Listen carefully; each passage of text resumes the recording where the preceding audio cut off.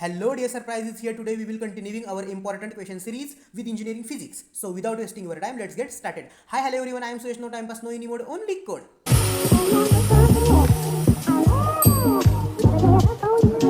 All right, so हम start करते हैं, लेकिन स्टार्टिंग में मैं आपको बताता हूँ कि ये सारे क्वेश्चंस करने के बाद आप पास नहीं होंगे. यस, ऑल राइट, आप पास नहीं होंगे क्योंकि आप मैक्सिमम मार्क्स स्कोर करने वाले हो. यस, लेकिन मैंने जितने भी क्वेश्चंस दिए हैं उनमें से आपको एक भी क्वेश्चंस नहीं छोड़ना है, सारे करने हैं. अगर एक भी क्वेश्चंस छोड़ा तो मैं आपको गारंटी नहीं दे सकता पासिंग की, sorry, bye bye. All right, so ठीक है. एंड बाकी के वीडियोस में मैंने जैसा आपको पेपर प्रेजेंटेशन करना है, कौन सा क्वेश्चन आने के बाद कौन कैसा आंसर लिखना है, जैसा मैंने कहा है वैसे आप फॉलो करोगे, आपकी मार्क्स कट करने की कोई भी जरूरत नहीं करेगा. ऑल राइट, सो हम स्टार्ट करते हैं डायरेक्ट क्वांटम मैकेनिक्स से. सो क्वांटम मैकेनिक्स में फर्स्ट है हमारा what is the significance of Schrodinger's equation, derive Schrodinger's time independent equation, state its application. ठीक है, ये एप्लीकेशन वाला कॉमन रहता है. एप्लीकेशन आपको हर एक क्वेश्चन में लिखने ही, मैंने आपको बताया है एडवांटेजेस डिसएडवांटेजेस एप्लीकेशन. टाइम है आपके पास तो लिख लो सभी के पास. ऑल राइट, सो थोड़ा सा एक्स्ट्रा दे दो तो थोड़ा सा अच्छा होता है. And advantages disadvantages and application, ये तीन कंसेप्ट इंजीनियरिंग में बहुत इंपॉर्टेंट है, क्योंकि इंजीनियरिंग ही मतलब उस पर बेस है. Advantages disadvantages and applications. All right, so what is wave function?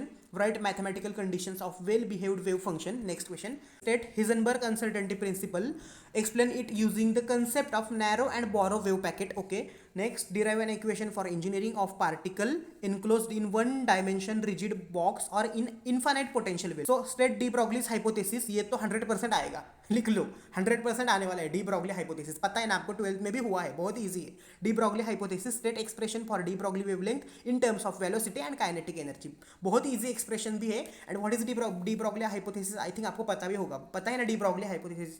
उसने मतलब जैसा जैसे पार्टिकल्स वेव नेचर फॉलो करते हैं, वैसे पार्टिकल्स मतलब मैटर पार्टिकल्स से ही बनता है ना. सो मैटर भी वेव नेचर फॉलो करता है, ऐसा कुछ कहा था ना डी ब्रॉगली में, मुझे भी याद नहीं है अच्छे से, आप पता करो अच्छे से एंड लिख लो. बहुत इजी है लेकिन de Broglie hypothesis. And de Broglie मतलब उसने कोई ऐसा एक्सपेरिमेंट नहीं किया था, सीधा मतलब भविष्यवाणी की थी कि ऐसा है तो ऐसा भी हो सकता है. राइट, लेकिन फिजिक्स में धुमाकूळ झाला होता पूर्ण त्याच्या एका वक्तव्याने. राइट, सो म्हणून डी ब्रॉगली हायपोथेसिस खूप इम्पॉर्टंट आहे. All right, all right, so explain in brief the principle of scanning tunnelling microscope. Okay, so next है हमारा सेमीकंडक्टर फिजिक्स. तो सेमीकंडक्टर फिजिक्स में क्या है, first explain classification of solids into conductors, semiconductors and insulators on the basis of band theory. बहुत important question है, ये आ सकता है आपको. नेक्स्ट है explain Hall effect with suitable diagram, derive the expression for hall voltage hall and hall coefficient, state applications. Okay, ये भी इंपॉर्टेंट है. अब देखो यहाँ क्या है, classification of solids into conductors, semiconductors and insulators on the basis of band theory. सिर्फ आपको ऐसा भी आ सकता है, classification of solids into conductors on the basis of band theory. Right, ऐसा कुछ नहीं है, लेकिन conductors insulate semiconductors and insulators, इसका आपको डिफरेंस भी आ सकता है, ट्रिपल. राइट, सो इसलिए मैंने ये तीनों भी दिया था. All right, all right, so explain Fermi Dirac distribution function, it is also important question. Define Fermi level in conductors and semi conductors, सारे इंपॉर्टेंट ही दे रहा हूँ, सो सारे करने हैं. Draw the position of Fermi level in intrinsic N type and P type semi conductors. Okay, derive an expression for, ये आता है N type and P type semiconductors में, draw the position of Fermi level आता है, ये भी करना है आपको. Derive an expression for conductivity of intrinsic and extrinsic semiconductor. Yes, very good. Draw a diagram showing IV characteristics of solar cell. Solar cell का question आया नहीं, ऐसा एक भी साल हुआ नहीं है. राइट, एंड इस साल भी एक्सपेक्टेड है आना. All right, all right, so write the equation of fill factor and efficiency of solar cell, state applications. Okay, and next है, लास्ट है हमारा but not least, explain working of PN junction on the basis of band diagram. What is ideal diode function.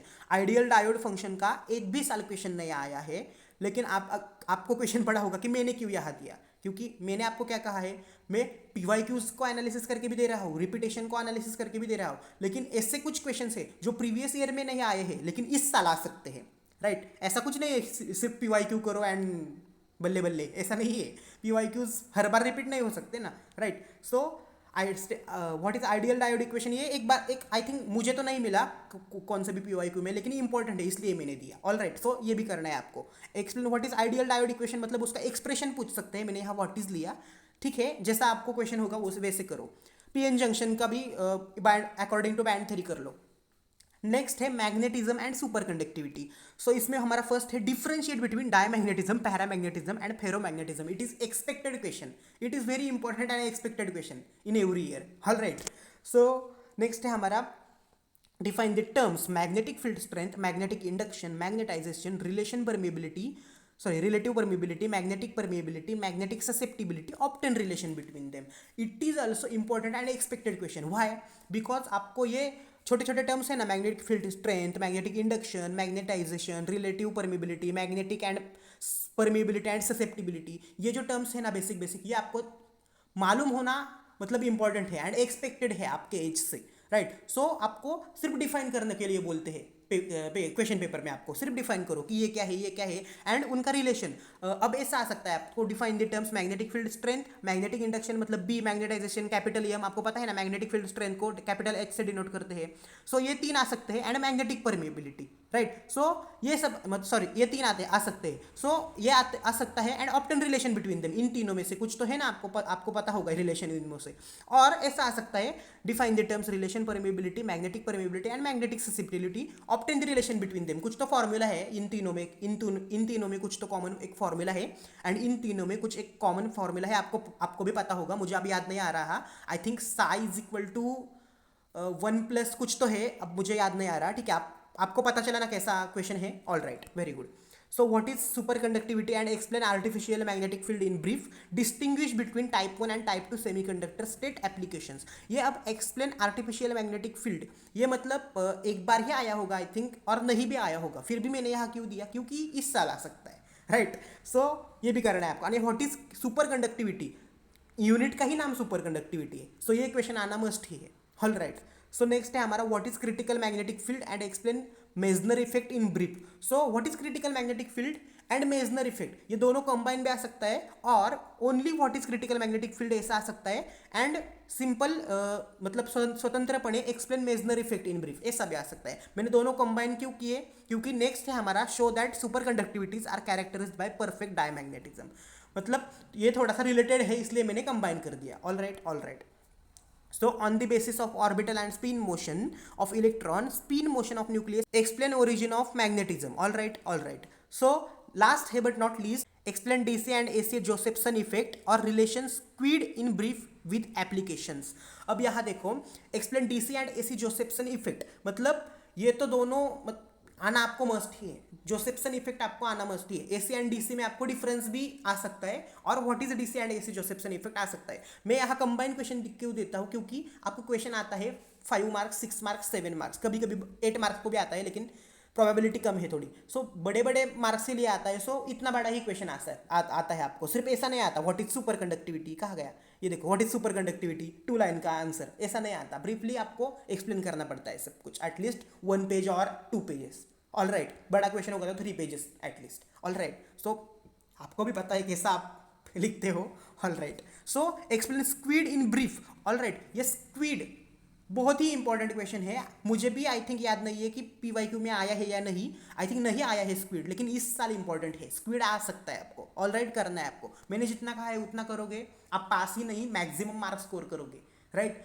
और ये सारे questions आने के बाद आपको पेपर में मेरी याद आएगी एग्जाम लिखते वक्त कि कैसे क्वेश्चंस आए, जैसे मैंने बताया वैसे। एंड और एक इंपॉर्टेंट बात कहने की मुझसे रह गई आई थिंक, कि फिजिक्स में आपको 11-12 जैसे बहुत सारे न्यूमेरिकल्स नहीं आते, लेकिन न्यूमेरिकल्स आते हैं। वो कैसे आते हैं, ऊपर 3 क्वेश्चन होते हैं एक यूनिट के क्वेश्चन में, क्वेश्चन 1 एंड क्वेश्चन 2 है, ऐसा एज्यूम करते हैं। सो क्वेश्चन 1 में ABC और उसको और होता है क्वेश्चन 2 का ABC, राइट, आपको भी पता है। सो ABC एंड क्वेश्चन 2 के ABC में इन 6 क्वेश्चन में एक न्यूमेरिकल हो सकता है, होता ही है, एक न्यूमेरिकल होता है, राइट। मतलब हर यूनिट में आपको एक न्यूमेरिकल होता है, लेकिन ऑप्शनल होता है, सो ठीक है, लेकिन कर लो ना। कभी बार ऊपर के ABC में भी एक न्यूमेरिकल होता है एंड नीचे के ABC में भी एक न्यूमेरिकल होता है, सो थोड़ा सा प्रॉब्लम हो जाता है। सो न्यूमेरिकल छोड़ो मत, एटलीस्ट फर्स्ट, मतलब ये जो होता है ना superconductivity and third unit हमारा, so third unit and fourth unit के न्यूमेरिकल्स छोड़ो ही मत आप, मेरा तो यही सजेशन होगा। At least third and fourth unit का तो न्यूमेरिकल्स कर लो अच्छे से, राइट। सो बाकी का देख लेंगे NDT and nano technology and so on, लेकिन थर्ड एंड फोर्थ यूनिट का तो हमखास न्यूमेरिकल येणारच तुम्हाला, लिहून घ्या माझ्याकडून, ऑल राईट. सो न्यूमरिकल्स पण आपल्याला करायचे आहेत. All right. So NDT and nano technology. So NDT and nano technology क्या बोलता है हमें, वो बोलता है कि पहले डिस्टिंग्विश करो destructive and non destructive testing, state advantages of NDT. Means ये क्या बोल रहा है, डिफरेंस लिखो एनडीटी का एंड नॉन एनडीटी का. So NDT means non destructive testing होता है. ऑल राइट, ये शॉर्ट फॉर्म है एनडीटी का. सो आपको पता है ना, लेकिन नॉन डिस्ट्रक्टिव टेस्टिंग क्या होती है एक्चुअली. बहुत ईजी है. एनडीटी एंड नैनो टेक्नोलॉजी कोई भी ऑप्शन में नहीं छोड़ेगा. ऑप्शन में छोड़ा तो गारंटी. All right. सो सारे यूनिट्स करने हैं आपको, जितना क्वेश्चन दे रहा है उतने तो कर सकते हो भाई. राइट. All right. सो और आपको भी पता है, आपके प्री सेम के क्वेश्चन पेपर आपने देखे होंगे एंड बाकी के सब्जेक्ट्स के क्वेश्चंस देखे होंगे कि कितने क्वेश्चंस मैच है. 80% 70% क्वेश्चंस मैच होंगे मेरे और उनके, आपके टीचर्स के. राइट. सो एटलीस्ट ये क्वेश्चंस करके जाओ. All right. सो बाकी का भी करना है आपको, आउट ऑफ मार्क्स चाहिए तो, लेकिन ये क्वेश्चंस तो सभी के लिए मस्ट है. All right. सो बाकी का एक्स्ट्रा किया तो वेल एंड गुड. सो हाँ, नॉन डिस्ट्रक्टिव टेस्टिंग का बता रहा था मैं. सो नॉन डिस्ट्रक्टिव टेस्टिंग बहुत इजी यूनिट है. And what is non destructive testing पता है आपको? एक छोटा सा आइडिया देता हूँ. नॉन डिस्ट्रक्टिव टेस्टिंग मीन्स क्या होता है, हम मतलब हमारे पास एक सैंपल है, कोई भी एक सैंपल, मतलब एक रबर है हमारा, इरेजर. सो इरेजर को हमें टेस्ट करना है. हमें इरेजर को ऐसा टेस्ट करना है कि इरेजर हमारा डिस्ट्रॉय नहीं होना चाहिए. राइट. मतलब इरेजर हमारा ड्राई भी, मतलब डर्टी नहीं होना चाहिए, डिस्ट्रॉय नहीं होना चाहिए, इरेजर को कुछ भी होना नहीं चाहिए. राइट. एंड कुछ भी ना होके, कुछ भी इरेजर को हम ना करके उसकी टेस्टिंग करनी है. इसे कहते हैं नॉन डिस्ट्रक्टिव टेस्टिंग. मतलब हमें टेस्टिंग तो उस सैंपल की करनी है, उसकी करनी है, पर्टिकुलर जो कुछ हम ले रहे हैं उसकी टेस्टिंग तो हमें करनी है, लेकिन उसको कोई भी नुकसान नहीं पहुंचना चाहिए. So NDT is very best and great method. All right. So short idea दिया मैंने आपको एनडीटी का. सो आपको देखना है आप बाकी का. Explain radiography techniques and acoustic emission technique of NDT and it's applications तो लिखने हैं, मैंने फर्स्ट यूनिट में ही बताया सभी के. सो मुझे बताओ, ये radiography technique and acoustic emission technique, इतना आपको गारंटेड बता सकता हूँ मैं. एकॉस्टिक इमिशन टेक्निक आपको ऊपर आ सकता है और नीचे रेडियोग्राफी टेक्निक आपको ऑप्शन में आ सकती है. दोनों में से एक तो 100% आएगा. राइट. गारंटेड लिख लो, दोनों में से एक तो 100% आएगा. एक तो रेडियोग्राफिक टेक्निक आएगी लेकिन, और एकॉस्टिक इमिशन टेक्निक आएगी, लेकिन आएगा ही. Right. So what is echo sounding technique? Using the technique explain non destructive testing for the measurement of thickness of metal sheet using ultrasonic waves. Okay. What are nanoparticles and nanotechnology? It is also important question. Nanoparticles and nanotechnology brief में explain करो. सिर्फ यहाँ मैंने water लिखा है, आप brief में explain करो. All right. So explain the mechanical, electrical and optical properties of nanoparticles. It is also important question and expected for this year as well. All right. And last है हमारा explain in brief application of nano particles. Nano particles के applications आपको लिखने को बोलेंगे ही, ये भी ऑल्सो एक्सपेक्टेड है एज वेल एज इंपॉर्टेंट है. All right. सो बात खत्म. एंड जिनको पास होना है वो पास होके ही आना, जिनको आउट ऑफ मार्क्स चाहिए वो आउट ऑफ मार्क्स लेके ही आना इस सब्जेक्ट में, एंड फोड़ के आना एकदम paper. And thank you so much, goodbye. And next आपको कौन सा सब्जेक्ट चाहिए, as per your demand subject will come. Thank you so much. Keep coding.